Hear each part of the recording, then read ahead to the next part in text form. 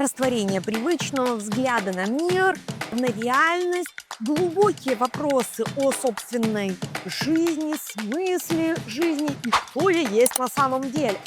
Тони Рубинс говорит на стриме 2,5 миллиона человек в прямом эфире примерно то же самое.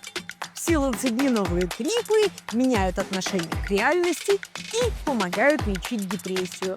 Вау, это ли не новый подход? Давай разберемся, как это происходит и как одно связано с другим. Кэл описывал то самое ощущение, которое люди описывают на псилоцибине. Растворение привычного «я», ощущение нереальности происходящего, другой взгляд на реальность вообще, другие формы, другие цвета и вопросы глубокие о собственной идентичности. Кто я такой? Что я здесь делаю? Действительно ли это я? И как можно описать вчерашнего я и сегодняшнего я? Почему это важно сегодня? Да потому что в 2026 году мы подходим к тому, что в некоторых странах псилоцибин уже легализированы как лекарство и для личного употребления. Что же нам дает это и почему он раньше был запрещен? В январе 2026 года Тони Робинс сказал: псилоцибин – это терапия будущего. На 2,5 миллиона человек онлайн-слушателей, человек, который имеет огромный авторитет среди тренеров, говорит о психоделике – это медицина будущего для депрессии. Конечно, он дальше говорит, что есть другие способы, как самонакачка, самотренинг, НЛП, который дает те же самые результаты. Но тренер высочайшего уровня признает это. Псилоцибин дает результаты в 4 раза лучше, чем стандартное лечение. Вау просто! 53% реципиентов говорят полная ремиссия через 30 дней. Вылечить депрессию за 30 дней, не за год, не за 2. Да, окей, улучшение у каждого понятие свое собственное. Давай сегодня мы нырнем в эту кроличью нору вместе. Посмотрим, какие грибы бывают, и немножко разграничим, почему псилоцибин вообще работает при депрессии, что происходит в мозгу в этот момент, как выглядит легальная терапия в Португалии, в Нидерландах, что там делают в клиниках, трипуют? Данные 2025 года – это самое крупное исследование в мире грибоедов. Я не шучу, действительно. Вместо лабораторий и исследований прямо в лабораториях люди из науки вышли в поле. Они готовы были нырнуть и поговорить с теми, кто употребляют грибы на постоянной основе. 9000 человек было опрошено, 140 научных сотрудников задействованы в огромном грибном исследовании. Что же они делали?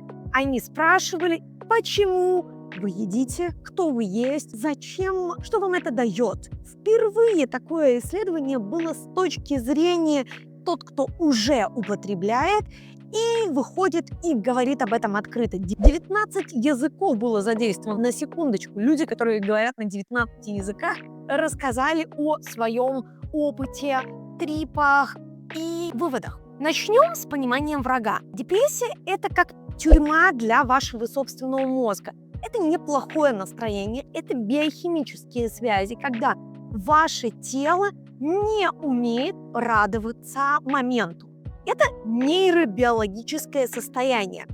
И в нашем мозгу уже есть сеть, которая называется Default Mode Network. Ее называют DMN сокращенно.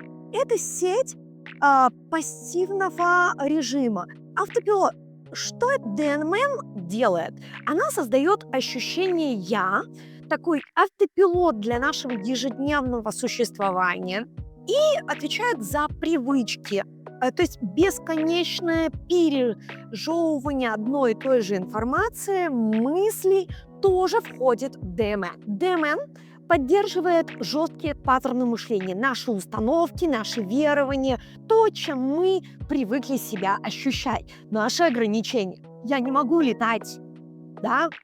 Но в состоянии, когда DMN отключено, я могу попробовать представить, что я летаю. Вот в этом вся фишка.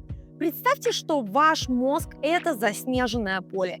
Каждый день вы идете по тем же самым тропинкам, протаптываете их очень-очень глубоко. Тропинка становится все глубже и глубже, и скоро это уже не тропинка, это колея. Вы не можете с нее свернуть.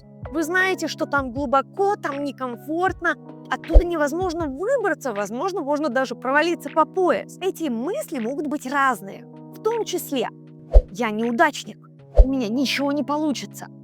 Какой смысл пробовать или начинать? Эти мысли физически укрепляются в вашем мозге, и каждый раз, повторяя то же самое, нейроны активируются вместе. Они слипаются, связываются вместе как будто навсегда.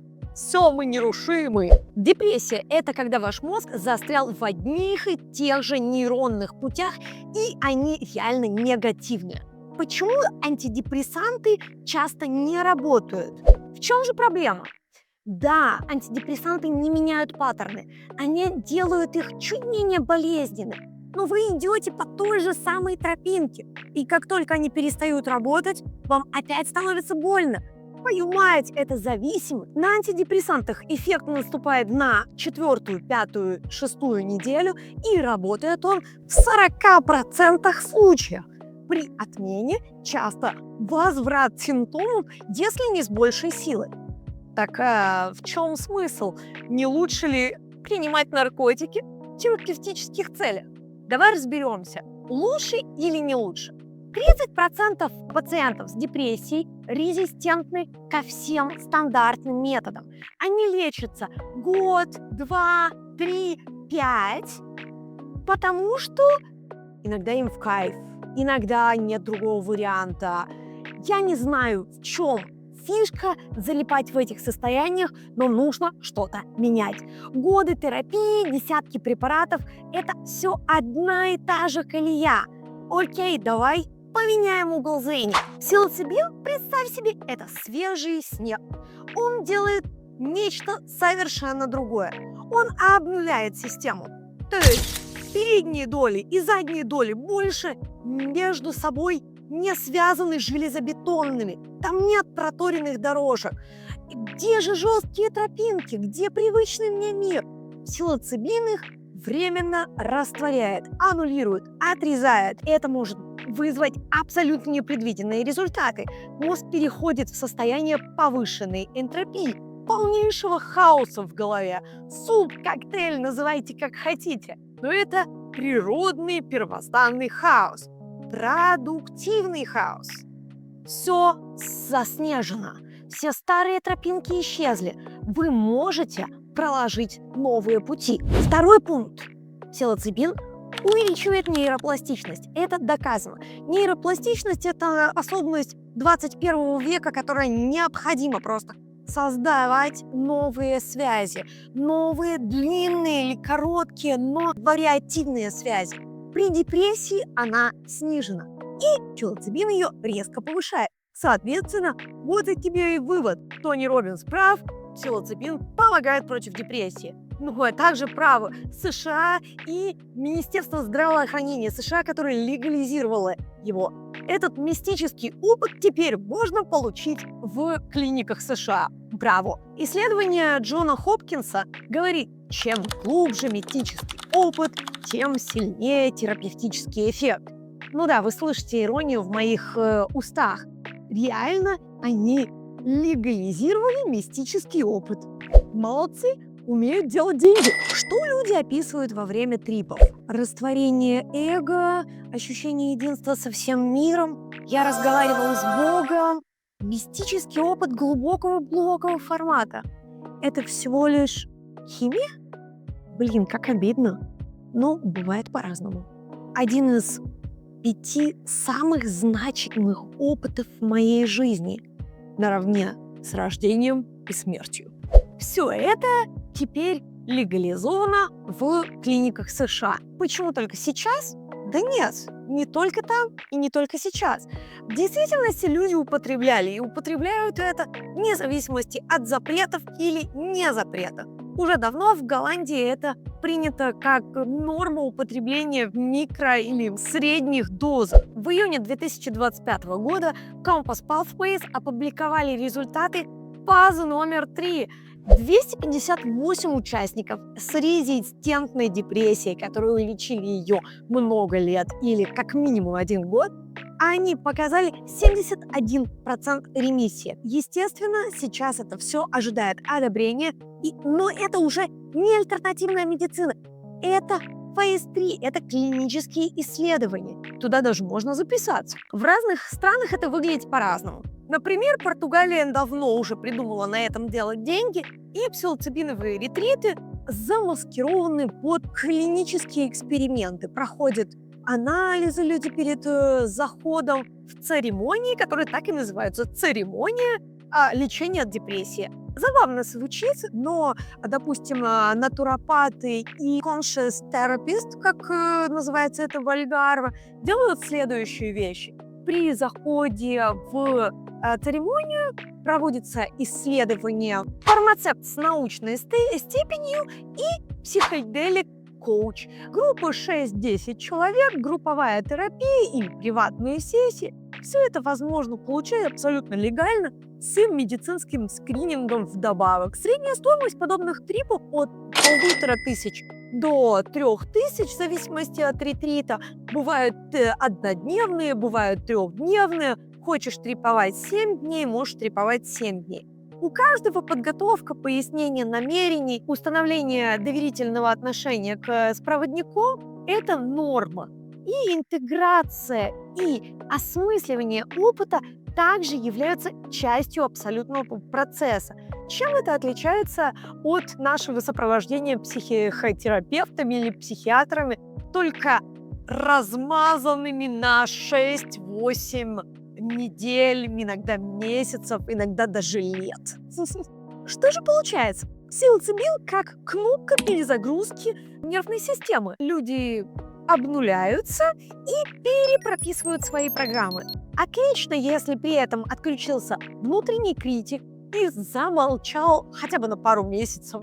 Это было бы здорово. Synthesis Institute в Нидерландах с 2018 года работает абсолютно легально на трюфелях с псилоцибином, и у них прошло лечение 1100 человек официально. То есть 5-дневные ретриты без всяческого мистического наполнения тоже уже возможны в клинических условиях. Хотите так, хотите сяк, хотите с видом на океан, хотите с видом на, не знаю, белые клинические палаты. Я, кстати, там не была. Но подготовка перед ретритом есть и там, и там. Люди говорят, что они хотят получить, и программируют свой мозг, и потом переваривают тот полученный опыт разъединения со своими старыми негативными программами. Да, это отличная тема для тех, кто не хочет идти длинным путем. Медитации, практики осознанности, хорошие наполненные программы. Да, это метод для ленивых, быстрая кнопка для эмоционального освобождения или процессинг старых эмоций в химическом формате, расширение самосознания и понимание своих ограниченных убеждений с помощью зеленой или красной таблетки. Прерывание депрессивных паттернов мышления прям химически. Это проживание горя, и пространство для того, чтобы его отпустить, может быть разным. Это или клиника, или такая большая детская песочница, например, в Португалии возле океана. Почему бы нет? Но негативный опыт тоже существует, и о нем тоже не нужно забывать. Важно сказать, ведь не все истории позитивны. Журналистка Вайс, например, описала этот опыт в первоклассном 5-звездочном, считаем, ретрите как грань отчаяния, ненависть к себе, замешательство часами. Она не чувствовала блаженства, она просто ушла чувством глубокой связи со Вселенной, как я ожидала того. Потрясающе, это тренируется годами, детка. Давай смотреть правде в глаза. 17% человек, которые употребляли хоть один раз, рассматривают этот опыт как негативный. остальные как позитивные. Да, это реально каждый шестой. Риски-то реальные, но для людей с резистентной депрессией, которым больше ничего не помогает, 17% риска – это то, на что они соглашаются абсолютно осознанно. Это против лет страданий и медленного угасания радости от жизни. Давай посмотрим на исследования данные. Что на самом деле происходит в мире? Global Psychedelic Survey в 2025 году – это крупнейшее исследование людей, которые используют психоделики или использовали хотя бы раз в жизни. 9 тысяч респондентов, 105 стран, 19 языков. Кто все эти люди? Вы думаете, конченые наркоманы? Нифига, забудьте стереотипы. Средний возраст – 42 года. 43% с высшим образованием, 42% работают, 47% имеют средний доход, остальные высокий и выше среднего. Образованные профессионалы среднего возраста. Зачем они это делают? Конечно, это личностный рост, рекреация и общее благополучие, general well-being. Какие состояния они хотят достичь этим? Психические – это борьба с депрессией, которую отмечают в 77% случаев, и 74% говорят о борьбе с тревожностью. Это не развлечение для них, это самолечение людей, которым не помогла традиционная медицина. Как вы думаете, отбросы общества, диссиденты, деградирующие люди сюда вошли? Нет, конечно. Они не дошли до теста на то, употребляете вы наркотики для лечения или нет. Те, кто идут вниз по касательной, сюда не вошли. И мы не знаем реальную статистику, сколько людей туда улетело. Где они это все берут, спросите вы. Легальные магазины – 7%. 44% хотели бы, но таких нет. Остальные по друзьям, которые выращивают, дилеры и так далее. Главный вывод GPS-25 – это интерес к терапевтическому потенциалу психоделиков значительно опережает доступные легальные возможности. Люди уже лечатся вне зависимости от системы, с рисками, которые можно было бы минимизировать и легализировать. Но нет. А можно ли достичь тех же результатов с помощью НЛП, дыхательных практик и медитации? Ответ – да. Все, что лечит депрессию, лечит депрессию. Даже плацебо может подавлять ДМН. Это жесткие паттерны в твоей голове. Увеличить нейропластичность и создать интенсивный эмоциональный опыт может и холотропка, и медитация. Псилоцибин делает это химически и быстро, но не безопасно. Глубокая медитация делает это через практику, иногда годами. Холотропка делает это через гипервентиляцию легких и изменение pH крови. Семинары Тони Роббинса или других крутых тренеров – это эмоциональный опыт, интенсивные движения, групповая динамика. Все это меняет нашу химию крови. НЛП-техники – это изменение языковых паттернов и ментальных структур. И это тоже может сработать. У тебя может сработать все вместе в комплексе. И перепрописать твою историю жизни. Ты выбираешь сам, чем ты идешь, каким путем. Коротким, типа гарантированным, или длинным, тоже типа гарантированным. Каждый выбирает свою тропинку. Да, Алиса поддалась искушению прыгнуть за кроликом в кроличью нору, абсолютно не осознавая то, что последует дальше, какие приключения будут следовать за этим. Она просто рискнула. Как будете поступать вы со своей жизнью, это ваши вопросы. Но каждый день убивать себя одними и теми же паттернами поведения, думая, что это просто депрессия, как-нибудь само пройдет, это, наверное, самый худший вариант. Принимай себя по ложке в день, каждый день. И люби себя, не загоняй себя. Это тот посыл, который Стими Джули сегодня хочет тебе передать. Ты можешь начать с дыхательных практик. встретиться с психологом. Все помогает для того, чтобы тебе стало лучше. Как только ты считаешь, что я готов быть лучше. Я в следующий раз расскажу о том, что я принимаю для того, чтобы разогнать свой мозг. Это мое решение вопросов о том, как креативить и при этом не психоделить.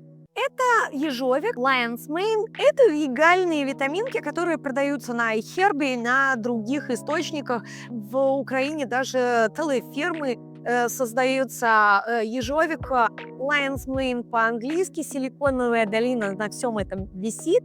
Но это другие грибы, от них не трепуют.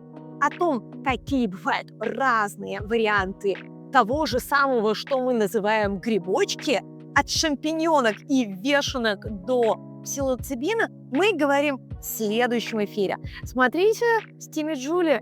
Научно, интересно, проверено на себе.